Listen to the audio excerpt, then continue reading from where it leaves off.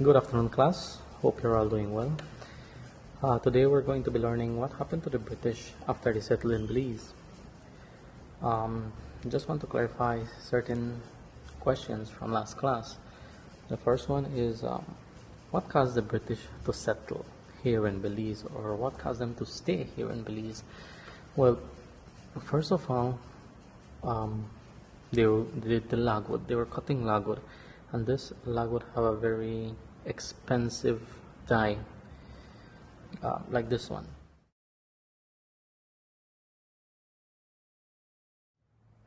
Another question that I saw many of you answering wrongly was the one with the treaty. The treaty that ended piracy was the Treaty of Madrid, or it can also be recognized as the Godolphin Treaty. And so with that, let us move on to what we have to learn today.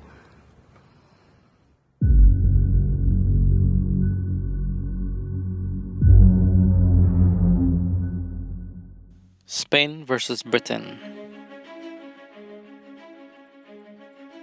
There was frequent conflict between the British and the Spanish over the right of the British to settle in Belize and cut logwood. During the 18th century, the Spanish attacked this settlement many times. And in 1717, 1730, 1754, and 1779, the Spanish forced the settlers to leave.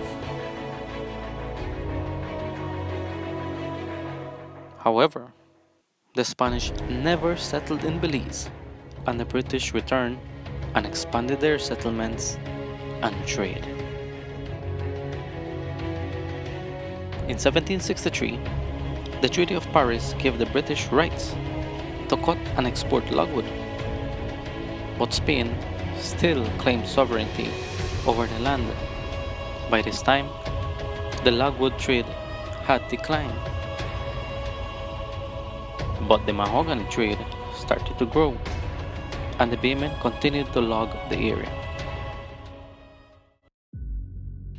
The first Spanish attacks came from Petén, Guatemala.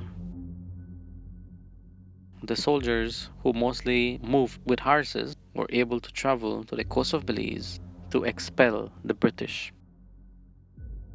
On the final attack of the Spanish on September 15, 1779, they were successful, and they were able to capture St. George's Key, where most of the settlers were living. 140 prisoners and 250 slaves were captured and shipped to Havana, Cuba. The settlement was deserted until a new peace was declared in 1783. By that time, mahogany had become the major export.